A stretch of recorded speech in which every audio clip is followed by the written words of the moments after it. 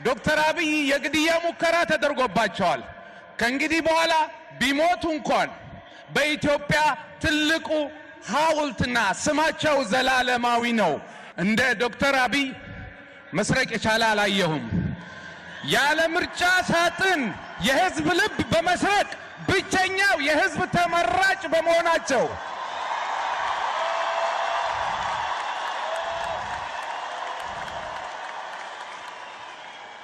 ሁሉንም ኃላፊነት ለሳቸው አንሰጥም። መንገዱን አሳይተውናል። ኃላፊነቱ የኛ ነው።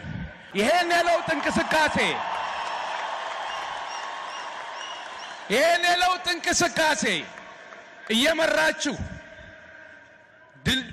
ግንቡ ነው አይደል የፈረሰው? ግንቡ ፈርሷል። ድልድዩም መገንባት ጀምሯል። ለዚህ ላበቃችሁን በተለይም ኦቦ ለማ መገርሳ